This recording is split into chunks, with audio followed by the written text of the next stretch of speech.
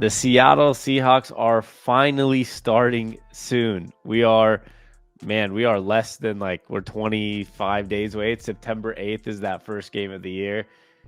It's getting exciting, George. We finally have a new era of Seahawks football. We haven't had that in a while. Yeah, the last time we had a new era and resulted in Pete Carroll and the best era of Seattle Seahawks football. So anything short of that by Mike McDonald is a failure. I'm kidding, by the way. Technically it is. I mean, anything short of a Super Bowl in a coach's era is technically they usually get fired. Yeah, I guess, but no, that's ridiculous. You say Mike Holmgren is a failure? No, but he's not the best coach in our history. Of course. Specifically. Yeah, I'm just saying Mike McDonald would not be a failure if he never won a Super Bowl, if he had a good tenure and all that. But yeah, it's an exciting era of Seahawks football.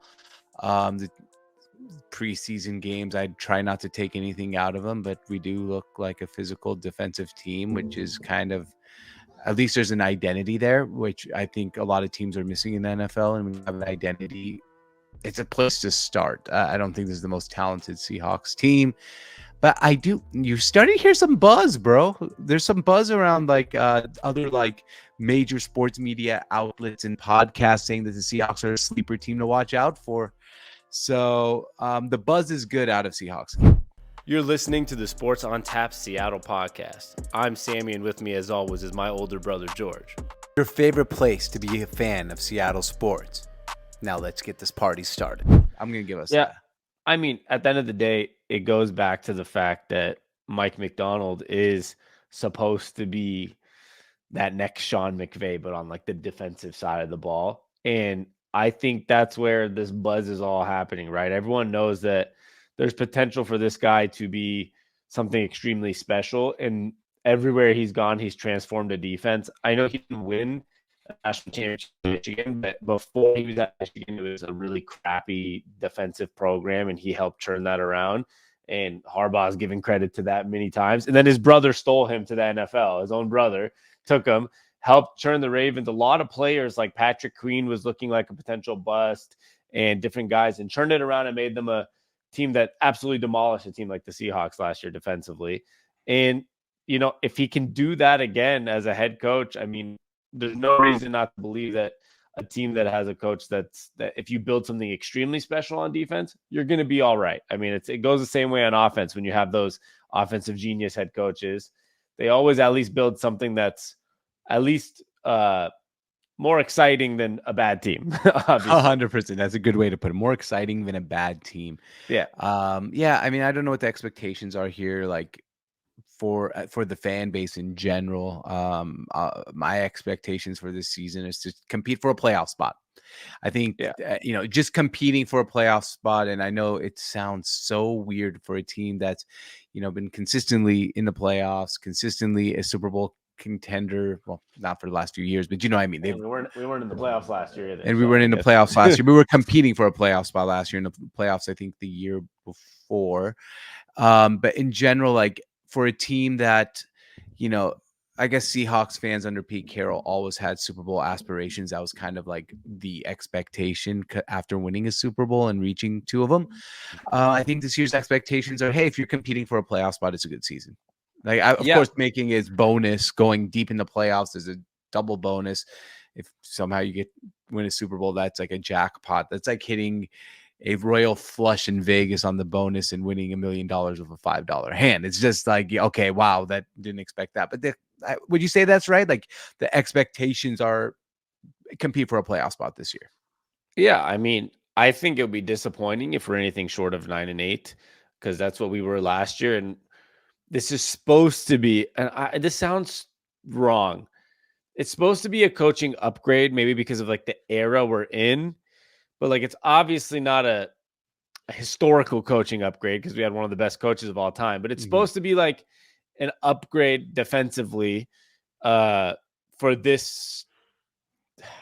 how football works now, right? If Pete Carroll was outdated, the same bullshit that people think about Bill Belichick, we're never going to know if it's right or wrong unless Mike McDonald does turn them into top 5 defense. And we'd be like, holy shit, maybe we were outdated. But it's one of those things that we didn't fire a coach and bring in a 36-year-old the next big thing to be worse next year. I think we want to be at least 9-8 where we were. And the reason I say that is because the offense is exactly what it was last year with a better offensive line. And then on the defensive side, they re-signed the guys they want to re-sign. You're on year 2 of Witherspoon and year 3 of Tariq Woolen, and they've upgraded the defensive line. You're supposed to be at least what we were last year. And if we're less, then I think it's a little bit of obviously a point towards a rookie head coach, a less experienced head coach, which would be a slight negative. And it's like still not that much of a negative, right? Because it's year 1 of a coach. But I think that's the expectation, like you said, is compete for a playoff spot, which would be 8-9, or I mean 9-8, but 8-9. But like you'd want to at least kind of hit that same level because that's where we were the last couple of years. Yeah, and I guess like the only two things that you would really hope for is even if it's a slow start and you're not coming. Let's say somehow the Seahawks started off the season 3-9, right? And then won 6 straight games or 5 straight games to finish off the season 8-9. And yeah, we didn't really compete for a playoff spot. We didn't go above 500, but we built on the season and going into next season feeling good about it. Like there's like scenarios like that where you can play them out and then you say, hey, that was like, okay, hey, we're going into, I guess my whole point here is we are trying to go into the following season ready to like be all guns ablazing. Yeah. That's I think the biggest like sometimes that theory works and sometimes it doesn't. We saw the Chicago Bears, what was it, 2 years ago, like win 7 straight. Justin Field was 9th in MVP voting. And it was a first-year head coach. And then like the next year, it's like, we're getting rid of you for a rookie quarterback. And we don't even want sometimes you. that theory doesn't work. Yeah. And my other thing is if we start off 3-9, and I know what your point is. Your point is not that that's going to happen. It's that like there's 2 scenarios to, how'd the whole season go, right? It might start shitty, but if it ends great, it's good for next year. Yeah. But the thing is with the Seahawks, it's not really a rebuilding situation, right? And that's what's weird about this situation is that offense, for example, you have Kenneth Walker and Zach Charbonnet, and you have Geno Smith, and you have DK Metcalf, Tyler Lockett, Jackson Smith, and Jigbo, 2 good tight ends, and Pharaoh Brown and Noah Fant, and tight ends that you paid, and an offensive line that's upgraded and got paid. So it's like, we're not in a scenario where we're in any way supposed to be rebuilding or start off 3-9, right, in a season. So it's going to be really interesting. I mean, I think it's a win-win for both sides here. I think it's a win-win for the Seahawks getting, I don't know if they would have fired Pete Carroll if they didn't have a guy like Mike Macdonald available. I think that was part of the reason this was the year Pete Carroll got fired, is because John Schneider saw the Seahawks lose 37-3 to the Ravens, and like he was like, okay, I want that guy. And then number 2, it's a great situation for Mike Macdonald. He's coming into a situation that is not like a shit show rebuild, like a Chicago Bears type of rebuild that they've had, or a Cleveland Browns. It's coming into a good organization that has the pieces in place to say, hey, if you're good at this, you should at least get 7, 8, or 9 wins in your first year. You're not going to be a head coach that's dealing with a 2-15 first year. It's not the Panthers. So yeah, it's going to be interesting to see what happens, because I think it should be a win-win for both sides. Yeah, it should be a win-win for both sides. I agree with that. And in general, it's like, I don't know. I think in general, whether Mike Macdonald, I just want to go to what you said, because Mike Macdonald was available. That's why they fired Pete Carroll. I think John Schneider had his mind made up that it was time to move off Pete Carroll. And it probably was. Like, I love Pete Carroll, but it is time for a new era of Seahawks football. Like, Pete Carroll, I don't think was going to be around for the next 7 years. So why should we bring him back for one more year? Like, there's at some point, I think we were ready to start the rebuild. And I think this is just not rebuild, retool, right? Like, you're right. This is not a rebuild. It's such a weird situation, because usually when you bring in a new head coach, it's usually bringing in also a new quarterback. It's also bringing in a new personnel. It's literally just a retool. And yeah, I mean, like, weird, because you're not used to that. Only thing we got rid of is a couple pieces on defense, like the couple older guys like Bobby Wagner, Jamal Adams, and Quandre Diggs. Other than that, they kept their corners. They re-signed Leonard Williams. They re-signed Julian Love. They brought in a couple younger pieces at those places that we lost some older guys. That's it. And then they just upgraded the offensive line. They kept the running backs and kept the wide receivers, and like it's a completely it's not even a rebuild. It's not even a retool. It's just like a restructure of the coaching staff, front office type of deal. And like, every offseason you're gonna have a couple guys in and out. So they didn't even like mess with the roster that much. On defense a little bit, but not that much. Right. And they just kind of retooled the front office and coaching staff. I still think it was partially because of who's available. But at the end of the day, you never know what could have happened. I mean, also, like, it might have been hard to fire Pete Carroll if we won one more game last year and we were 10-7 in a playoff team. It's like, oh, how do you fire? Like, to your point, maybe John Schneider's been waiting to do this, but they missed the playoffs last year, and he said, okay, this is my opportunity. Because if we go back and go 10-7 next year, how am I going to fire a 10-7 head coach who's won a Super Bowl, right? So you might be right that he made up his mind. I think he made up his mind / he saw okay, we missed the playoffs. Like, this is my opportunity to say, look, and we have these guys available as potential coaches. Like, they had interviews with Ben Johnson and Mike McDonald, guys that were highly coveted. So it was time, and I think it was the right year in general with the coaching market and whatnot. So it's going to be interesting. I do think I think the weirdest part, like you said, is most of the time it's a complete rebuild with a new coach, like new quarterback, new everything. Like, we're putting a lot of the same product on the field, just with like Right. a fresh, new, young head coach and a first time NFL coordinator who we watched for the last year in college. Like, that was a team that a team we fell in love with in the Washington Huskies. Like last year, made a national championship run. It's an interesting situation, just like same team, but like all these new coaches and new staff. I don't know. I don't. There's not many situations like that in the NFL. No, we're one of very few coaching situations like this. And yeah, I just think it's gonna be an exciting season.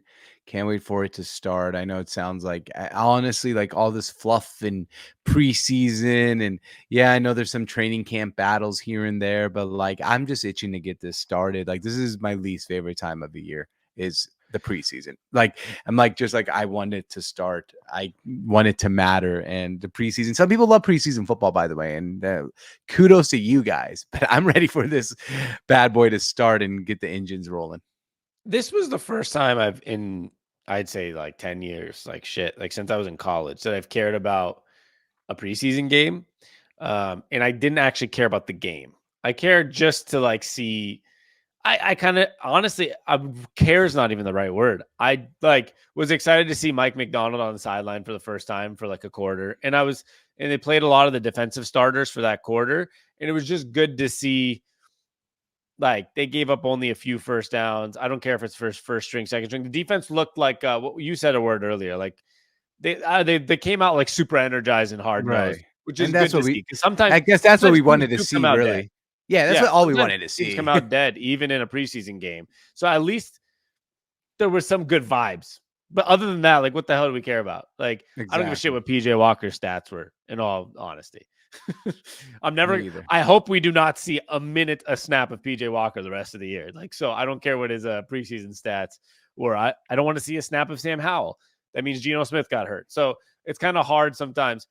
It's good to see a backup do all right, because at least we won't be if Sam Howell's okay, just like Drew Lock last year. It's a good sign that if somebody like Geno misses a game or two, we have somebody competent. But at the end of the day, 90% of the backup stuff in preseason, I'm just like, all right, Yeah, if that's we how I end up feel too. using that guy, it's a bad thing, right? That means our starting center got hurt. There are some people who like preseason football, and I swear, not throwing any shade your way. So enjoy it. Look, good for you. I wish I could enjoy it. Yeah. I really do. I try. I really try to enjoy preseason football, and just I get excited every year when the Hall of Fame game is starting, and I'm like, all right, football's here, and I watch like 4 minutes of the Hall of Fame game, and I'm like, all I right, will I'm say ready something for the about regular that, by the season. way. I'll say something about that. It's important, actually. Yeah. They make one brutal mistake in the Hall of Fame game every year. What's that? They need to put two teams that have like a rookie quarterback that's guaranteed to play. If Caleb Williams was starting in the Hall of Fame game, like 10x the viewership and like people watching that first quarter. Right, but I Problem is, think it's who made the Hall of Fame, right? Like, the Bears had a Hall of Famer get in. Like I think that's why I could be totally I off think it base. is because the Texans had not Andre Johnson, maybe it was Andre Johnson. They Yeah, I had think it was somebody, and Andre so did the Johnson. Bears. But still, for example, that game, the Bears they didn't play Caleb Williams, right? And No. that first one, it's like you have to have if it was people like Caleb Williams playing, people would tune in a little more because it's been exciting. Like, oh, there hasn't been football forever, and the number one pick's playing, but like CJ Stroud and Caleb Williams aren't playing. Like, what the hell? Like, I turned it on for like 5 minutes, and I was like, all right, this is not football. Exactly. But 2 more preseason games. Thankfully, they've cut it down to 3, George. I'm hoping by next year or 2 years from now, they'll cut it down to 1 or 2. I think you need 1 or 2 maximum. I think And at some point in our lives we'll see 0 preseason football games. I really believe that. I don't believe that just because of one reason. There's those you have to figure out maybe those last couple spots on a roster, and sometimes they need to see that there's those when you've watched Hard Knocks, but I've seen Hard Knocks those before, yeah. those couple I've noticed they actually do have some big decisions on the final roster, and you got to see a game or two. So I think one game is going to be the future, and they said they're going to potentially bump it up to 18 soon, anyways, right? Yeah. So if they do 18, it's going to be one preseason game. Question for you, and I'm not saying you're wrong. I'm not trying to convince you here, but do you think that Alabama football, Washington football, Georgia football, do they have to make those decisions on who to keep and who to start and who to cut? Well, actually, they Do you don't. think So, USC versus LSU needs to know who their starting lineup is before week what you 1 just this year? said is incorrect because they don't, Why? because they can hold up to 90 people on a college roster. But The NFL actually has to cut people. okay, but do you think they need to know who to start? Do you think they need to be prepared?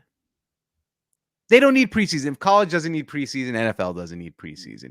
But it could be totally wrong here, but No, that's that's just still my beside feeling. that. That had nothing to do with what I was saying, though. I was saying that when you have a 90-man roster, so if we you can't just. I'm saying that they need a game or two. That's how they usually decide. Like a lot of the pieces of this guy performed really well, he might keep his spot on the roster. The college doesn't have that because they could keep like a huge practice squad and a huge non-scholarship guys.